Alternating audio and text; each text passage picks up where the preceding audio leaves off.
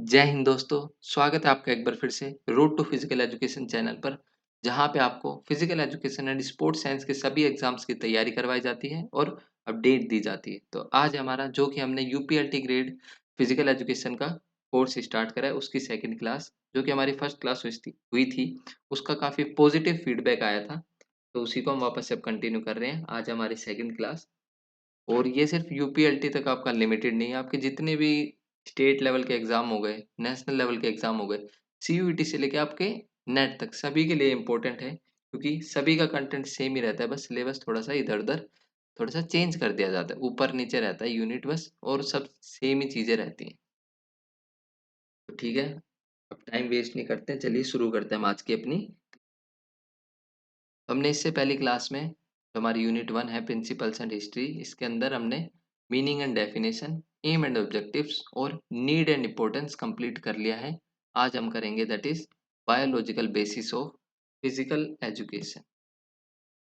तो चलिए देखते हैं अब पहले ही देख लेते हैं इसके अंदर हमारे लिए क्या क्या जरूरी है, क्या क्या है।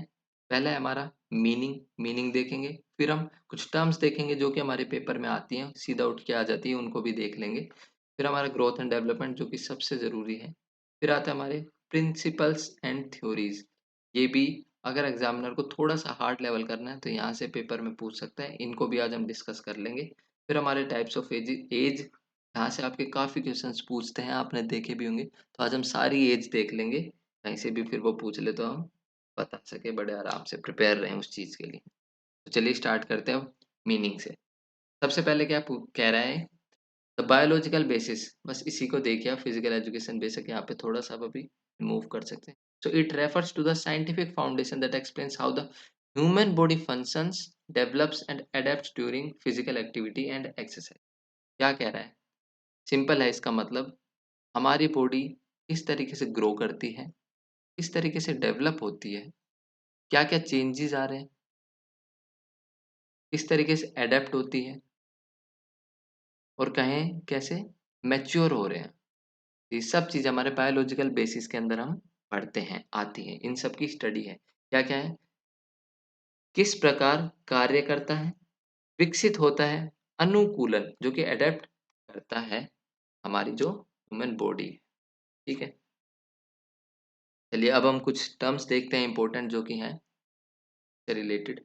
सबसे पहला है ग्रोथ। ग्रोथ और डेवलपमेंट को हम डिटेल में भी पढ़ेंगे आगे, बस यहाँ पर इसको समझ लीजिए थोड़ा सा। ग्रोथ क्या है, it is a quantitative increase in height, size, weight, length और volume of body. Basically quantitative increase है, मतलब हम इसको सिर्फ नंबर से माप सकते हैं, कोई नंबर्स में ही माप सकते हैं उन चीज़ों को, तो उन्हीं की हमारी सिर्फ ग्रोथ होती है। जैसे हाइट बढ़ना, ग्रोथ हो गई कि हाँ भाई ग्रो हो रहा है बच्चा, ग्रोथ हो रही है। वजन बढ़ता है, जैसे बच्चा बड़ा होता जाता है उसका वजन बढ़ता जाता है। ये चीज़ें हमारी किसके अंदर आती हैं, ग्रोथ के अंदर। फिर आता है हमारा development, that is qualitative change, और प्लस में आपका क्वांटिटेटिव चेंज भी होता है। क्वालिटेटिव प्लस में क्वांटिटेटिव चेंज।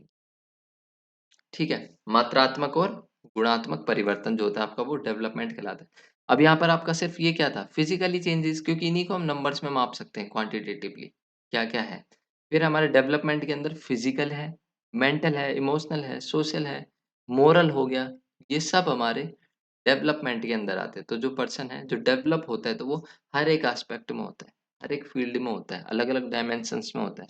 फिजिकली भी हो सकता है, मेंटली भी हो सकता है, इमोशनली भी हो सकता है, सोशली भी हो सकता है। ठीक है, फिर आता है हमारा मैच्योरेशन। अब आप डेवलप हुए, अब वो जो डेवलपमेंट आपके अंदर हो रहा है, यहाँ पे आपके चेंजेस होते हैं, उसको हम डेवलपमेंट कहते हैं। अब जो आपका डेवलपमेंट हो रहा है वो अलग अलग फील्ड में, फिजिकली डेवलप हो रहे हो, मेंटली डेवलप हो रहे हो, इमोशनली डेवलप हो रहे हो, हम उनको मैच्योरेशन कहते हैं। अब जैसे आपने सभी ने सुना होगा, आप बोलते भी हो देख के कि हाँ भाई ये तो भाई दोस्त, कोई भी दोस्त आप, हाँ भाई ये तो मैच्योर हो गया, मैच्योर हो गया भाई, तू तो बड़ा हो गया। तो बस आप समझ गए होंगे, वही हमारा मैच्योरेशन कहलाता है, किस वे में है वो। फिर हमारा हेरिडिटी जो कि काफी इंपॉर्टेंट है। सो it is a transmission of physical, mental and genetic characteristics from parents two of spring. Of spring मतलब संतान, जो पेरेंट्स से बच्चों के अंदर जो भी कैरेक्टरिस्टिक्स जाते हैं, जो भी विशेषताएं जाती हैं, उसको हम हेरिडिटी बोलते हैं। जैसे मान लो पेरेंट, एक फादर की हाइट लंबी है ना? तो काफ़ी हाई प्रोबेबिलिटी है जो उसका बच्चा होगा, जो चाइल्ड है, उसकी भी हाइट लंबी हो। मान लो बच्चे की आइज़ ब्राउन कलर है, तो काफ़ी हाई प्रोबेबिलिटी होगी कि वो उसके मदर या फादर से ही आई हो, उन दोनों में से किसी की ब्राउन आइज़ होंगी। तो ये हमारा हेरिडिटी है। फिर आता है हमारा एनवायरनमेंट। ये तो आप देखते ही आ रहे होंगे, आपके जो बाहर जो भी एनवायरनमेंट है, एक्सटर्नल कंडीशंस है, उसी को हम एनवायरनमेंट बोलते हैं और उसी से हमारी ग्रोथ और डेवलपमेंट पे असर पड़ता है। जो फिजिकली भी हो सकता है, सोशली, कल्चरल, इकोनॉमिक, भौतिक, सामाजिक, सांस्कृतिक या फिर जो आर्थिक तरीके से। नेक्स्ट है इंडिविजुअल डिफरेंसेस। अब इंडिविजुअल डिफरेंसेस, ये तो मेरे को समझाने की आई थिंक मैं फिर भी बता देता हूँ। इंडिविजुअल डिफरेंस ये कह रहा है हर एक इंसान इस दुनिया के अंदर अलग-अलग है, सबकी अलग-अलग विशेषताएँ हैं। जैसे कोई इंसान हो सकता है कि मेंटली काफ़ी स्ट्रॉन्ग हो, मतलब उसका आईक्यू तेज़ हो, आईक्यू काफ़ी अच्छा हो। हो सकता है कोई आईक्यू में अच्छा नहीं है तो फिजिकली काफ़ी स्ट्रॉन्ग हो। कोई पर्सन हो सकता है कि आपका मान लीजिए सोशली काफ़ी अच्छा हो। है ना? हर तरीके से अलग-अलग फ़ील्ड में तो हर एक इंसान अलग-अलग है। ये हम स्पोर्ट्स ट्रेनिंग में भी पढ़ते हैं ये चीज़ तो, है ना? सबका अलग-अलग है, सबके अंदर अलग-अलग तरीके से ग्रोथ होती है, किसी के अंदर स्लो होती है, किसी के अंदर फ़ास्ट होती है, कोई स्लो डेवलप होता है। तो वो हमारा हेरिडिटी एंड एनवायरनमेंट की वजह से भी हो सकता है। ऐसा ज़रूरी नहीं है कि इसकी वजह से ही होता है। मेनली तो इसी की वजह से होता है, लेकिन इनकी वजह से हो सकता है ना भी हो, है ना? कुछ अलग भी रहते हैं। फिर है हमारा जीन्स। अब जीन्स क्या है? It is the basic unit of heredity. हमने हेरिडिटी समझा था, वो क्या था? तो पेरेंट्स से बच्चों के अंदर कुछ कैरेक्टरिस्टिक्स आ जाते हैं उनके। तो वो हमारे किसके थ्रू आते हैं? वो हमारे जीन्स के थ्रू आते हैं। ये सभी ने सुना होगा व्हिच डिटरमाइन ट्रेट्स, उनके कौन-कौन से गुण और विशेषताएँ आती हैं, बताती हैं। फिर आता है हमारा क्रिटिकल पीरियड। तो it is a specific stage of growth when a child is most sensitive for acquiring a particular skill or ability। वृद्धि का वह विशेष चरण जब बच्चा किसी विशेष कौशल या क्षमता को सीखने के लिए सबसे अधिक संवेदनशील होता है। जैसे अब मान लो किसी बच्चे को एबीसीडी सिखानी है, तो हम सभी को पता है हमारा जो एजुकेशन प्लान है, उसके अंदर हम किस तरीके से पढ़ाते हैं। जो फर्स्ट क्लास के बच्चे होते हैं, उससे पहले-पहले तक वहाँ तक बच्चों को एबीसीडी सिखा दी जाती है। ऐसा इसलिए रहता है क्योंकि अगर उसको उसके मतलब उस ऐज के बाद सिखाने लगते हैं, तो काफ़ी धीरे-धीरे सीखते हैं। ये ऐज काफ़ी फास्ट होता है जहाँ पे इमिटेशन मेथड से सिखाया जाता है, बार-बार बोल-बोल के, लिखवा-लिखवा के। है ना? तो मतलब ये एक ऐसा स्टेज रहता है, जिस स्टेज पर वो पर्सन या फिर जो चाइल्ड है सबसे ज़्यादा स्ट्रॉन्ग, सबसे ज़्यादा अच्छे से ग्रो कर सकता है या सीख सकता है, तो वो हमारा एक क्रिटिकल पीरियड होता है, ठीक है? आई होप ये एग्ज़ाम्पल से समझ आ गया होगा। अब मान लो आप जिम का भी मान लो या फिर अपने स्पोर्ट्स पर्सन में कहते हैं आजकल ग्रास रूट डेवलपमेंट चालू हो गया है स्पोर्ट्स के अंदर। मतलब बचपन से ही सिखाने लग गए। अगर बच्चों को मतलब एक 6 टू 8 ईयर से ही डेवलप करने लग जाएँगे हम बच्चों को, तो काफ़ी अच्छा डेवलपमेंट होगा। ग्रो होंगे ज़्यादा लॉन्ग लास्टिंग या फिर जितना जल्दी हो सके, ठीक है? चलिए आगे नेक्स्ट। अब देखिए आपकी 2 टर्म आती हैं और ये पेपर में काफ़ी बार पूछता है, तो मैंने सोचा कि इसको यहीं पे आपको समझा देता हूँ। क्या है एक तो सिफेलोकोडल और एक है हमारा प्रोक्सी प्रोक्सिमो डिस्टल। सिफेलोकोडल का मतलब क्या है? हेड टू टो और प्रोक्सिमो डिस्टल का मतलब क्या है? Centre to outward. क्या कह रहा है? सिफेलोकोडल का मतलब होता है जब भी बच्चा डेवलप होता है, तो वो हेड से टो की तरफ होता है। वेट अ मिनट में आप पेन चेंज करते हैं। हाँ, तो क्या होता है जब भी बच्चा डेवलप होता है बचपन से तो वो हेड से टो की तरफ जाता है। जैसे फॉर एन एग्ज़ाम्पल अब यहाँ पर एग्ज़ाम्पल लो, जब बच्चा छोटा है, मान लो पैदा हुआ, तो पहले क्या होता है उसके सिर में हलचल होती है, पहले वो थोड़ा सिर हिलाता है, यूँ तो है नहीं बच पैदा हुआ और वो पूरा चलने लग गया, ऐसा नहीं होता ना। पहले वो थोड़ा अपना हेड को कंट्रोल करना सीखता है, फिर क्या होता है वो बैठना सीखा, यहाँ तक आया उसका कंट्रोल धीरे-धीरे, फिर वो क्रोल करने लगता है ना? क्रोल करते हैं ना, क्रोलिंग, फिर उसके बाद वो चलना सीख जाता है, वॉक करना सीख जाता है। ये कैसे हुआ डेवलपमेंट? हेड से की तरफ हमेशा डेवलपमेंट होता है बच्चों का, तो उसको हम क्या कहते हैं? सेफेलोपोडल बोला जाता है, that is head to toe. इसको लिख लीजिएगा, काफ़ी इम्पोर्टेंट है और ये पेपर में आपका पूछता है। फिर एक है हमारा प्रोक्सिमो डिस्टल, वो क्या होता है? That is centre to outward outward. ये भी यही कह रहा है, अब कह रहा है कि सेंटर टू आउटवर्ड्स हमारा डेवलपमेंट होता है, जो कि चाइल्ड का। कैसे? सबसे पहले वो आपका शोल्डर मूव करेगा, सबसे पहले यहाँ पर कंट्रोल होता है उसका, आप देखेंगे, है ना? यहाँ पर बीच में। फिर आपका धीरे-धीरे आर्म्स पर कंट्रोल आता है, लास्ट में फिंगर्स पर उसका कंट्रोल आ जाता है। जैसे कि वो छोटी-छोटी चीज़ फिर पकड़ना सीख जाता है। पेंसिल बचपन में ही तो बिल्कुल वो पेंसिल लिखने तो लग नहीं जाता, फिंगर्स पर कंट्रोल नहीं होता है। धीरे-धीरे फिर उसका कंट्रोल आता है। यही हमारा यहाँ पर कहना चाह रहा है। 2 तरीके से डेवलपमेंट होता है, एक है head to toe, second one is centre to outward. ठीक है? चलिए आगे नेक्स्ट देखते हैं अब। अब देखते हैं हम ग्रोथ एंड डेवलपमेंट को, जो कि सबसे इम्पोर्टेंट है। अब नोट करते चलिएगा और समझते चलिएगा। देखिए, तो ग्रोथ है क्या? Growth refers to quantitative increase in the size of body or any of its parts. मैंने आपको ग्रोथ पीछे समझाया क्या है, क्वांटिटेटिव चेंज है। मान लो जैसे हाइट हो गया, वेट हो गया, लेंथ हो गया, बोन्स की लेंथ हो गई, ऑर्गन्स का साइज हो गया, इन सभी के अंदर चेंज आता है। जैसे हमारा हार्ट का साइज बढ़ता है, आपको अगर पता हो, हार्ट का साइज भी बढ़ता हार्ट का वजन बढ़ गया, इन सब चीज़ों का वज़न बढ़ता है ना? और हमारी हाइट में चेंज आना, वेट बढ़ना, बोन्स की लेंथ बढ़ना, तो वो सब चीज़ें हमारी ग्रोथ के अंदर ही आती हैं, ठीक है? और ऑर्गन्स में भी जो भी बढ़ोतरी हो रही है आपकी, वो सब हमारी ग्रोथ के अंदर आती है, जो कि हमारा मात्रात्मक परिवर्तन होता है। इन सबको हम मात्रा में गिन सकते हैं ना, माप सकते हैं, नंबर्स के अंदर। 1, 2, 3 कितने किलो का हो गया, कितने ग्राम का हो गया, कितने मीटर हाइट हो गई है, ये सब चीज़ें। अब हम देखते हैं इसके कुछ कैरेक्टरिस्टिक्स क्या-क्या हैं। सबसे पहला है, it is a quantitative in nature, ये मैंने आपको बता ही दिया, मेरे को समझाने की ज़रूरत नहीं है। Growth can be measured in centimetres, kilograms. फिर है इसका लिमिटेड प्रोसेस है। अब लिमिटेड प्रोसेस का मतलब क्या है? Growth continues till a certain age, usually 18 to 20 years. अब जो हमारी ग्रोथ है, अब जैसे मान लो हाइट का एग्जांपल लो, जो भी चीज़ हम नाप सकते हैं, वो आपकी एडल्ट मतलब एक एज तक, मान लो यहाँ पर 18 से 20 इन्होंने लिखा है, आप 22 से 21 से 23 मान सकते हैं। यहाँ तक वो चीज़ें रुक जाती हैं। अब यूँ तो है नहीं आपकी हाइट बढ़ती जाती है ज़िंदगी भर। बूढ़े हो गए, आप मर गए, वो तब तक भी आपकी हाइट बढ़ रही नहीं है ना ऐसा। एक एज पे आके रुक जाती है, तो यही यहाँ पर कह रहा है। और ग्रोथ भी मैंने आपको बताया, सिर्फ़ वही चीज़ें होती हैं जो आपकी क्वांटिटेटिव होती हैं। तो क्वांटिटेटिव आपकी यहाँ पर आके रुक जाती हैं, तो ग्रोथ आपकी जो है लिमिटेड प्रोसेस है, कंटीन्यूअस प्रोसेस नहीं है।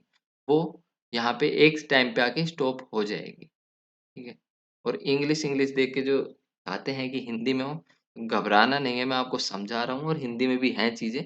जहाँ पर हिंदी में ज़रूरत है, वहाँ पर मैं ज़रूर लेके आऊँगा और ये आप समझ जाओगे इन्हीं चीज़ों से, बिल्कुल सिंपल तरीके से लिखा है यहाँ पर, तो घबराना नहीं है। ठीक है जी? चलिए, अगला है डिफरेंट रेट, विभिन्न गति से। अब growth does not occur uniformly, sometimes it is fast, childhood, adolescence and sometimes slow.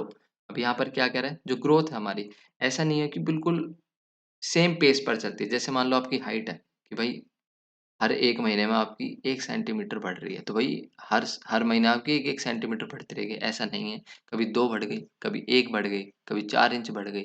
इस तरीके से हमारी हाइट बढ़ सकती है। तो यही कह रहे हैं यहाँ पर, डिफरेंट रेट पर, डिफरेंट स्पीड पर हमारी ग्रोथ होती है। चाइल्डहुड के अंदर थोड़ी जल्दी होती है, आपको पता ही है। एडोलसेंस, फिर हम एडल्टहुड में जाते हैं, वो कम हो जाती है, धीरे-धीरे स्लो हो जाती है। फिर है पार्ट स्पेसिफिक, अलग-अलग अंगों में। All parts of the body do not grow at the same rate.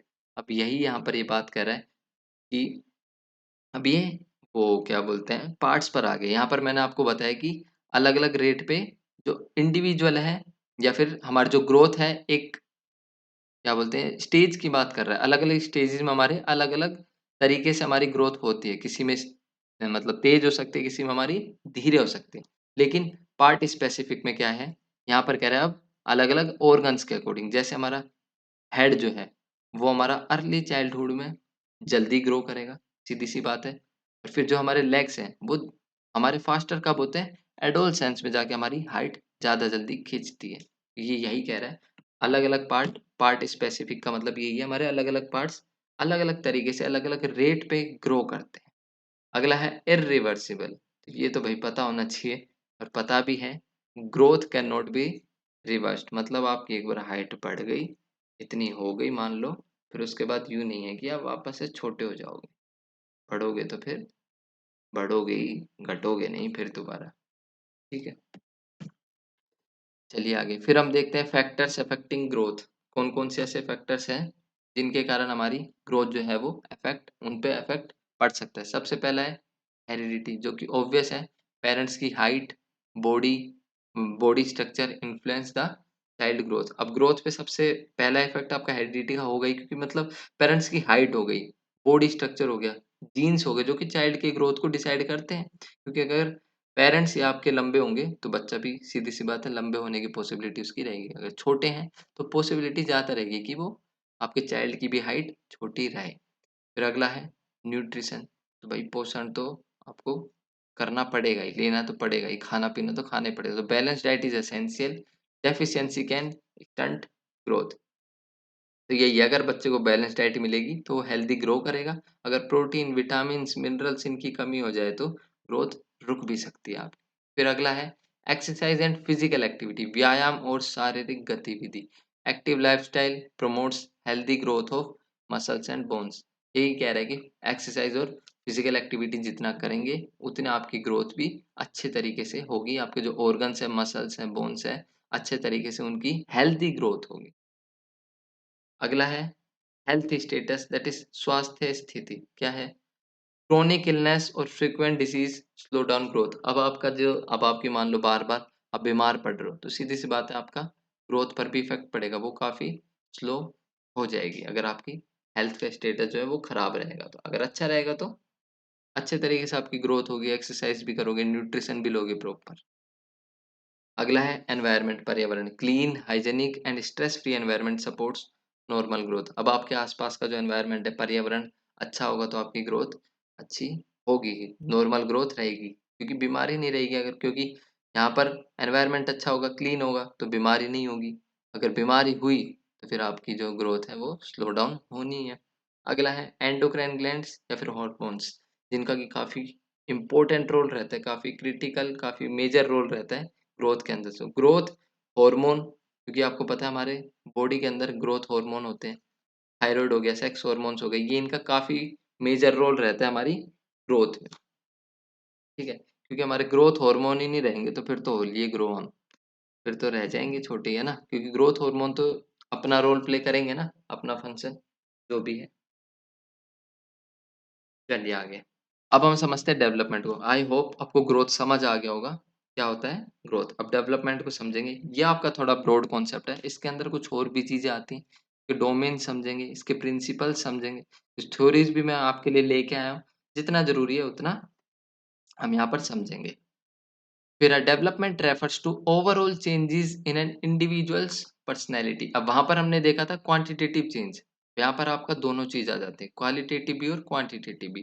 Qualitative जैसे वहाँ पर फिजिकल था, तो यहाँ पर आपका ओवरऑल पर्सनैलिटी में फिजिकल भी, मेंटली, इमोशनली, सोशली, मोरली, हर तरीके से जो पर्सन जो है वो डेवलप होता है, उसमें चेंजेस आते हैं, कहें तो चेंजेस आते हैं। So it is a quantitative as well as qualitative process, meaning it includes both measurable growth, जो कि हम माप भी सकते हैं, और नॉन मेजरेबल, जैसे कि इंटेलिजेंस हो गई, बिहेवियर हो गए, मैच्योरिटी होगी। मैच्योरिटी को कैसे मापोगे, मापा नहीं जाता ना, वो बस हम अंदाजा लगाते हैं, देख के पता लग जाता है हाँ भी ये मैच्योर है। हिंदी में भी देख लेते हैं। डेवलपमेंट का अर्थ है व्यक्ति के संपूर्ण व्यक्तित्व में होने वाला परिवर्तन, जैसे शारीरिक दैट इज फिजिकल, मानसिक दैट इज मेंटल, भावनात्मक दैट इज इमोशनल, सामाजिक दैट इज सोशल, और नैतिक। यह केवल मात्रात्मक नहीं बल्कि गुणात्मक भी होता है, यानी इसमें गुण, क्षमता और परिपक्वता का विकास भी शामिल। ठीक है, ये तो बस रीडिंग ही कर दी मैंने, आई होप लेकिन आपको समझ आ गया होगा जो भी मैंने आपको डेवलपमेंट समझाने की कोशिश करी।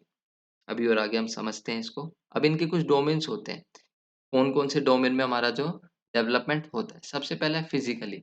फिज़िकली किस तरीके से डेवलप होते हैं? बॉडी स्ट्रक्चर में ग्रोथ होना, मोटर स्किल्स में ग्रोथ होना। अब देखिए मोटर स्किल्स मैं आपको समझाया था यहाँ पर और इसको लिख भी लीजिएगा क्योंकि इम्पोर्टेंट है, पेपर में पूछ सकता है। हमारी 2 तरीके की मोटर स्किल्स होती हैं। एक होती है ग्रॉस मोटर स्किल्स और एक होती है हमारी fine motor skills. Gross motor और फाइन मोटर। अब जो ग्रॉस मोटर होता है, जो भी हम लार्ज मसल्स की एक्टिविटीज़ होती है हमारी, जैसे चलना, कूदना, है ना? जो भी हमारी नॉर्मल मूवमेंट हो रही है, स्पोर्ट्स में ले लीजिए, बॉल थ्रो करना हो गया, किक परफ़ॉर्म करना हो गया, मान लो किक मार रहे हो फुटबॉल किक, तो ये हमारी किसके अंदर आ गई? बैटिंग कर रहे हैं, तो ये हमारी ग्रॉस मोटर स्किल्स जिसके अंदर हमारे लार्ज मसल्स का इन्वॉल्वमेंट होता है। अब आप समझेंगे जब मैं समझाऊँगा फाइन मोटर। फाइन मोटर में हमारी जो भी हमारी स्मॉल मसल्स होती हैं, उनका इन्वॉल्वमेंट होता है। जैसे फिंगर्स का, जब मैं लिख रहा हूँ, अभी मैं लिख रहा हूँ तो फिंगर्स का यूज़ कर रहा हूँ, तो ये मेरी फाइन मोटर स्किल्स है। आर्चरी हो गया, शूटिंग हो गया, इन चीज़ों में, ठीक है? समझ आ गया आपको? ग्रॉस मोटर और फाइन मोटर स्किल्स, तो ये हमारे फिजिकल डेवलपमेंट के अंदर ही हैं और हमारा कोऑर्डिनेशन हो गया। फिर आता है हमारा कॉग्निटिव डेवलपमेंट दैट इज़ संज्ञानात्मक विकास। क्या-क्या आ जाता है हमारे कॉग्निटिव में? जो भी हमारे ब्रेन से रिलेटेड है। क्या-क्या है? इंटेलिजेंस है, मेमोरी है, रीज़निंग है, प्रॉब्लम सॉल्विंग है। ये सारी चीज़ें याद करना हो गया जो हमारी, किसी चीज़ को हल निकालना किसी चीज़ का, प्रॉब्लम का, समस्या का हल निकालना, ये सब हमारा कॉग्निटिव के अंदर आ जाएगा। फिर हमारा इमोशनल जो कि भावनात्मक विकास है, एबिलिटी टू कंट्रोल इमोशंस, अब ये भी हमारे लिए बहुत ज़रूरी है। डेवलपमेंट के अंदर ये चीज़ें भी आती हैं, हम किस तरीके से कंट्रोल करना सीखते हैं इमोशंस को। स्पोर्ट्स के अंदर ये चीज़ बहुत होती है। जब एग्रेसिव नेचर, मान लो कोई एग्रेसिव मैच चल रहा है, तो वहाँ पे जो प्लेयर्स हैं, कई बार आउट ऑफ कंट्रोल हो जाते हैं, तो वो चीज़ें भी सिखाई जाती हैं, किस तरीके से कंट्रोल में रहें, अपने इमोशंस को कंट्रोल रखें। फिर है एक और एक्सप्रेस फीलिंग्स, डेवलप स्टेबिलिटी, कहाँ पर हमें फीलिंग्स एक्सप्रेस करनी है, कहीं ओवर एक्साइटेड कहाँ होना है, मतलब होना ही नहीं है ओवर एक्साइटेड, तो होना चाहिए, नहीं होना चाहिए। ठीक है, ये सब चीज़ें। फिर हमारा सोशल डेवलपमेंट दैट इज़ सामाजिक विकास। लर्निंग टू इंटरैक्ट, किस तरीके से हमें लोगों से इंटरैक्ट करना है, बात करनी है, कोऑपरेट होके चलना है साथ साथ में, फॉलो रूल्स और एडजस्ट इन सोसाइटी। सोसाइटी में रहना सीखना, किस तरीके से रहते हैं। लास्ट है मोरल डेवलपमेंट दैट इज़ नैतिक विकास। Development of values, ethics, right and wrong, ये पता लग जाता है हमको कि क्या सही चीज़ है, क्या गलत है, कहाँ पे हमको स्टैंड लेना है, कहाँ पर हमको नहीं लेना है। कुछ एथिक्स होते हैं, कुछ रिस्पेक्ट करनी होती है किन्हीं चीज़ों की, ठीक है? तो ये सब चीज़ हमारे मोरल डेवलपमेंट के अंदर आती है। तो मतलब ये सारे हमारे इसके डोमेन्स रहते हैं। इन चीज़ों में, इतनी चीज़ों में हम डेवलप हो सकते हैं या फिर होते हैं, और जो ग्रोथ थी आपने देख लिया किस तरीके से, वो बस एक क्वांटिटेटिव है, उसको हम मेज़र कर सकते हैं। अब देखते हैं हम और चीज़ें। हमारी कैरेक्टरिस्टिक्स है हमारी डेवलपमेंट की, qualitative as well as quantitative, ये हमने देख ही लिया। कंटीन्यूअस प्रोसेस, अब वहाँ पर हमने ग्रोथ के अंदर क्या देखा था, वो हमारा लिमिटेड था। क्या था? लिमिटेड, लेकिन ये हमारा कंटीन्यूअस है। ये हमारा कंसेप्शन, जो जब हम जन्मजात, जो जब क्या बोलते, जन्मजात कह रहा हूँ, हाँ, यही कहेंगे हम। जब हम माँ की कोख में रहते हैं, वहाँ से लेके जैसे हमारा जन्म हुआ और डेथ तक, वहाँ तक हमारा ये प्रोसेस कंटिन्यू चलता रहता है। क्योंकि हम तो डेवलप तो फिज़िकली, मेंटली भी हम डेवलप होते रहते हैं ना, सोशली तो हम बल्कि जब तक बूढ़े होते हैं, डेथ तक ही मान लीजिए हम हर तरीके से डेवलप हो रहे हैं। हमने आप देख ही लिया, फिज़िकल हो गया, सोशल हो गया, इमोशनल हो गया, तो हम हर तरीके से डेवलप हो रहे हैं। तो ये हमारा कंटीन्यूअस प्रोसेस चलता रहता है डेथ तक, लेकिन ग्रोथ एक टाइम पे आके रुक जाती है। Even in old age changes occur through declining, decline होती रहती है कुछ चीज़ें। जैसे मान लो आईक्यू हो गया, आईक्यू धीरे-धीरे कम होता जाता है। एक टाइम पे आके तो कुछ चेंजेस आ रहे हैं ना, वहाँ पे भी हमारे कुछ चेंजेस आते हैं, तो वो हमारा डेवलपमेंट के अंदर ही। फिर है multi dimensional, it involves physical, cognitive, emotional, social और मोरल डोमेन्स। तो यही कह रहा है ये मल्टी डायमेंशनल है, जो कि हमने पीछे जो भी डोमेन देखे, वो जो हमारा था यूनिडायरेक्शनल है, जो कि फिजिकली था ओनली। और ये हमारा हर तरीके से, हर डायमेंशन, हर डायरेक्शन में, हर डायमेंशन में ये इन्वॉल्व है। मतलब ये उनको इन्वॉल्व रखता है हर डायमेंशंस को, जो हमारा डेवलपमेंट है। फिर it is a sequential pattern. क्या कह रहा है? Development follows an orderly sequence. अब एक सीक्वेंस में डेवलपमेंट होता है। जैसे सबसे पहले चाइल्ड क्रोल करता है, खड़ा होता है, वॉक करता है, फिर रन करता है। पहले क्रोल करेगा, फिर खड़ा होगा बच्चा, फिर वॉक करेगा, फिर रन होगा। ऐसे नहीं ना, पहले चलना सीखेगा और उसके बाद फिर खड़ा होना सीख रहा है। भाई खड़ा होगा तभी तो चलना सीखेगा।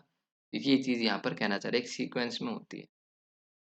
फिर है इंडिविजुअल डिफरेंस। मैंने आपको बताया था, समझाया था इंडिविजुअल डिफरेंस क्या होता है। Every person develops at their own pace. हर एक इंसान अलग अलग तरीके से अपना डेवलप होता है। कोई ज़्यादा जल्दी हो जाता है, हेरिडिटी एंड एनवायरनमेंट के कारण हो सकता है, किसी भी कारण से हो सकता है, या फिर वो कोई पर्सन हो सकता है धीरे धीरे स्लो हो रहा हो, वही कारण जो कि हेरिडिटी एंड एनवायरनमेंट है। अगला है इंटीग्रेशन ऑफ फंक्शन, कार्यों का एकीकरण। क्या है ये? Development combines physical skills with mental and emotional maturity. तो यहाँ पर ये क्या कहना चाह रहा है? तो ये बेसिकली कह रहा है कि जो डेवलपमेंट है अलग अलग फंक्शंस को इंटीग्रेट करता है। ये हमने देखे फिजिकल, मेंटल और इमोशनल। मतलब जो बच्चा है जब कुछ एक्शन करता है तो पहले वो सोचता है और उसके बाद उस चीज को वो करता है। तो हमारे इन चीजों को कंबाइन करके चलता है। मेंटली पहले उसने सोचा और फिर उसके बाद उसने उस चीज को किया। Child can think before acting. ठीक है। नेक्स्ट है, कौन कौन से हमारे फैक्टर्स हैं डेवलपमेंट के लिए, है ना? ये चीज हम डिस्कस कर लेते हैं। तो मतलब डेवलपमेंट सिर्फ एक चीज पर डिपेंड नहीं करता, बल्कि हेरिडिटी हो गया, environment, education, nutrition, social interaction, motivation, तो इन सब का रोल होता है। तो चलिए एक एक फैक्टर को हम एक बार समझ लेते हैं। सबसे पहला है हेरिडिटी। हेरिडिटी हम वापस से देख रहे हैं, मैंने आपको समझा दिया था। It determines baseline potential of a intelligence या फिर एबिलिटीज। अब इसका मतलब वही है, पेरेंट्स से मिलने वाले जो भी हमारे जेनेटिक फैक्टर्स हैं, जैसे height, skin colour, body type, intelligence की बेस लाइन हो गई कि हाँ भाई इतना इंटेलिजेंट तो बच्चा रहेगा ही। ये एक लिमिट सेट कर देता है कि जिसमें इंसान डेवलप करेगा। फिर अगला है एनवायरनमेंट। ये भी हमने देख लिया है। मतलब घर, स्कूल, सोसाइटी और कल्चर, ये इंसान के लर्निंग और बिहेवियर को शेप करेंगे, शेप करते हैं, मतलब एक आकार देते हैं। अगर मान लो एक बच्चा सपोर्टिव फैमिली और पॉजिटिव स्कूल एनवायरनमेंट में ग्रो करे तो उसका क्या होगा? कॉन्फिडेंस और लर्निंग दोनों स्ट्रॉन्ग ही होगी, है ना? वही हमारा एनवायरनमेंट का फर्क पड़ता है। फिर अगला आता है हमारा education. So it enhances knowledge, values and skills. जितनी अच्छी एजुकेशन मिलेगी, शिक्षा मिलेगी, तो बच्चा ग्रो करेगा ही। फिर न्यूट्रिशन, पोषण, वो हमने ग्रोथ के अंदर भी देखा था। जितना आप अच्छा आपको न्यूट्रिशन मिलेगा, आपका ब्रेन भी डेवलप होगा, कंसंट्रेशन बढ़ेगा, एनर्जी मिलेगी, फिजिकल, इसके अंदर भी आता है हमारा। फिर अगला है सोशल इंटरेक्शन। ये भी हमने देखा था। जितना अच्छा आप सोशली इंटरेक्ट करेंगे बाहर लोगों के साथ, आपका बिहेवियर सुधरेगा, आप रहना सीखेंगे किस तरीके से रहा जाता है। Motivation and learning. लास्ट, अब मोटिवेशन और लर्निंग दोनों एक दूसरे के साथ ही चलती हैं, क्योंकि अब मोटिवेशन इंसान को नई चीज सीखने और अपने गोल्स अचीव करने के लिए इंस्पायर करता है ना। यही चीज है, जैसे इंस्पायर करेगा तो हम लर्न भी करते जाएंगे, उतना सीखेंगे। जैसे मान लो टीचर हो गया, टीचर स्टूडेंट को एनकरेज करते हैं तो वो और मेहनत करते हैं ताकि अपनी पर्सनैलिटी डेवलप करें, या फिर और नॉलेज लें, या फिर और अच्छे नंबर लेके आए इस चीज़ों के, इन चीज़ों के लिए। ठीक है। अगला अब हम देखते हैं। तो ये आपके एक टेबल के अंदर मैंने सारी चीज़ लगा दी हैं। आप यहाँ पर देख सकते हैं, इसका स्क्रीनशॉट ले लीजिएगा। मैंने आपको समझा दिया सारी चीज़, मैं आपको समझाने नहीं वाला हूँ। तो आप इस टेबल के थ्रू ये सारी चीज़ देख सकते हैं। आप इसका स्क्रीनशॉट ले लेना, तो आप एक बार में इन सब चीज़ों को समझ जाएँगे। अब देखते हैं हम principles of development, that is next topic. सबसे पहला वो क्या है? मतलब ये क्या है? हमारे सिद्धांत होते हैं, हमारे सिद्धांत हैं, जिन सिद्धांतों पर हमारा डेवलपमेंट होता है हमारी ह्यूमन बॉडी पे और ह्यूमंस पर। सबसे पहला है principle of continuity. Wait a minute, में एक बार पेन का कलर चेंज। हाँ, तो सबसे पहला हमारा प्रिंसिपल ऑफ कंटिन्यूटी। अब ये क्या कह रहा है? Development is a continuous process that starts from conception and continues till death. ये भी हमने देख लिया था, कंटिन्यूटी क्या है? कंटिन्यूअस प्रोसेस है, बचपन से स्टार्ट हो जाता है, जब बच्चा माँ के पेट में होता है वहीं से स्टार्ट हो जाता है, माँ की कोख में, और डेथ तक ये चलता है हमारे। जैसे persons emotional maturity keeps changing through out the life. कभी मतलब वो सीख जाता है इमोशनल मैच्योरिटी, कहाँ पर उसको किस तरीके से बिहेव करना है, कहाँ पर उसको मतलब कहीं भी नहीं रो देना है, कहीं भी खुश नहीं हो जाना है। ये सब चीज़ें बच्चा जो पर्सन है वो सीखता जाता है जैसे-जैसे वो बड़ा हो रहा है। अगला है प्रिंसिपल ऑफ सीक्वेंशियल ऑर्डर। ये भी हमने देख लिया था। एक सीक्वेंस में हर एक चीज़ बच्चा सीखता है, जो कोई भी पर्सन है। मान लो पहले बच्चा बैबल कर रहा है, मतलब थोड़ा ब्ला-ब्ला कुछ भी बोलते हैं ना, मान लो बच्चे पहले तुतलाते हैं या फिर कुछ भी निकालते पा पा पा इस तरीके से, फिर कोई एक सिंगल वर्ड निकला, फिर उसने बोल दिया हाँ भाई पापा, फिर सेंटेंसेस बनाना सीख जाता है कि भाई पापा को बुलाओ कहाँ है, मम्मी को बुलाओ कहाँ है, इस तरीके से। ये यहाँ पर बता रहे हैं एक सीक्वेंस, एक डेफिनेट और एक प्रेडिक्टेबल सीक्वेंस में। नेक्स्ट है हमारा that is principle of direction. मैंने आपको दो चीज बताई थी, सिफेलोकोडल और एक प्रोक्सिमो डिस्टल, तो यही कह रहा है। तो जो हमारा डेवलपमेंट है हमेशा टू मेन डायरेक्शंस के अंदर ही होता है। एक हमारी सिफेलोकोडल है जो कि मैंने आपको बताया था, हेड टू टो है, और जो हमारा प्रोक्सिमो डिस्टल है वो हमारा सेंट्रल पार्ट से आउटर पार्ट की तरफ जाता है। ये हमारी ह्यूमन बॉडी है, हेड से टो की तरफ हमारा जाता है जिसको कि हम सिफेलोकोडल बोलते हैं, और जो हमारा सेंटर से आउटवर्ड्स की तरफ जाता है उसको हम प्रोक्सिमोडिस्टल बोलेंगे। ठीक है। फिर हमारा principle of general to specific, ये क्या कह रहा है, development begins with general responses and move towards specific skills. जैसे a child first waves arms randomly, later learns to pick up object with fingers. वही है जनरल, मतलब जैसे पहले वो हाथों का यूज़ करना सीख गया, भई हाथों को ऐसे ही रैंडमली कहीं भी हिला रहा है, वो सीख रहा है हाँ भाई हाथ में अपने मूव कर सकता हूँ। फिर स्पेसिफिक हो गया, अब किसी चीज़ के लिए उसको यूज़ कर रहा है हैंड को मूव करने के लिए, जैसे अब फिंगर्स का यूज़ कर रहा है किसी चीज़ को उठाने के लिए, या फिर हाथ का यूज़ कर रहा है किसी चीज़ को धक्का देने के लिए। या फिर सिंपल लें, जब बच्चा चल रहा है, तो पहले उसको पैर बस ऐसे ही वो लात मारता है ना, बोलते हैं लात मार रहा है, इधर-उधर पैर हिला रहा है। फिर उसको पता लग गया धीरे-धीरे हाँ भाई पैर का क्या पर्पज़ है, फिर वो उसके थ्रू चल रहा है। फिर है principle of integration. Different aspects of development, physical, mental, emotional, social are interrelated and work together. एक साथ ये सब चीज़ें काम करती है, ये भी मैंने आपको समझा दिया था। बच्चा क्या है, पहले सोचेगा, कोई भी पर्सन है पहले सोच रहा है, फिर उसके बाद उसको फिजिकली परफॉर्म कर रहा है। मेंटली भी हो गया यहाँ पर आपका, फिजिकली भी हो गया। ठीक है। नेक्स्ट हमारा प्रिंसिपल ऑफ इंडिविजुअल डिफरेंसेस। देख रहे हैं आप, ये सभी चीजें हमने पीछे भी देख ली हैं, और यही आपके फिर प्रिंसिपल्स में भी आ रही है। तो हमने कितनी बार एक ही चीज को बार बार पढ़ लिया है, तो वो आपको आई होप याद भी हो गया होगा, समझ आ गया होगा, आपके सामने वर्ड आते सेंटेंस आती, अब वो समझ जाएंगे आप। इंडिविजुअल डिफरेंस बता दिया था, हर एक पर्सन अपने अलग अलग पेस पर अलग अलग तरीके से ग्रो करता है, डेवलप होता है। नेक्स्ट है अनइक्वल रेट पे, वही मतलब है इसका, जो हमारे डिफरेंट पार्ट्स हैं, हमारे जो बॉडी पार्ट्स हैं, सब अलग अलग रेट से डेवलप होते हैं, अलग अलग स्पीड से। जैसे हमारा लैंग्वेज डेवलपमेंट जो है वो प्रोग्रेस ज़्यादा जल्दी करता है इमोशनल मैच्योरिटी से। सीधी सी बात है, हम पहले बोलना सीखते हैं, इमोशनल चीज़ तो बच्चे बाद में सीखते हैं ना, पहले बोलना सीख जाते हैं लैंग्वेज। नेक्स्ट है हमारे पास principle of interrelation of maturation and learning. तो development depends on both natural maturation and experience gained through learning. अब इसका मतलब क्या है, ये थोड़ा सा मैं आपको समझा देता हूँ।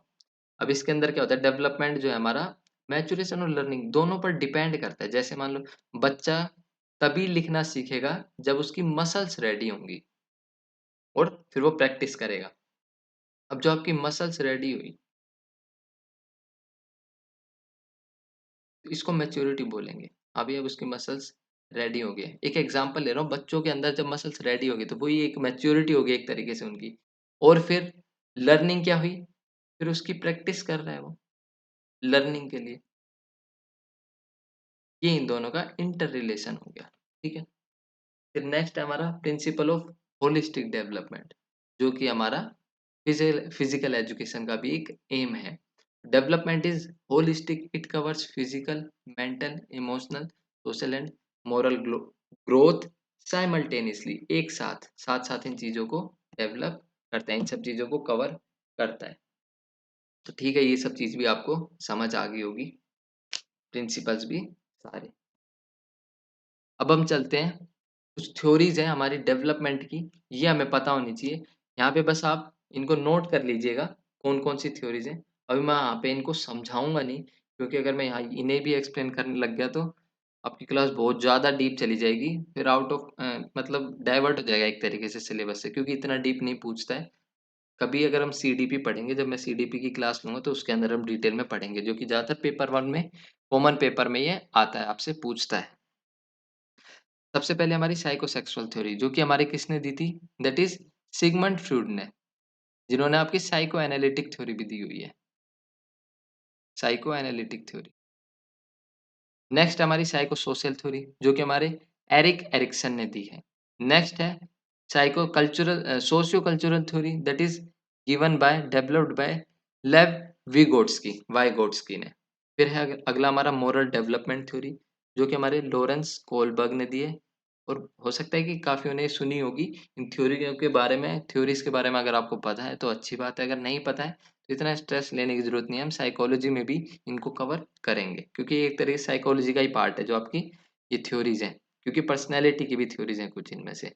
फिर अगला हमारा जीन पियाजे ने दी है कौन-सी? Cognitive development theory. बस इसका स्क्रीनशॉट ले लीजिएगा या फिर आप नोट कर सकते हैं। अब हम देखते हैं टाइप्स ऑफ एजेस, कौन-कौन सी हमारी एज है। ये आपका पेपर में काफ़ी ज़्यादा पूछता है इनके बारे में, और आता ही है क्वेश्चन, और आप देखते होंगे यहीं से आपका जो है क्वेश्चन सबसे ज़्यादा बनता है। दैट इज़ क्या है?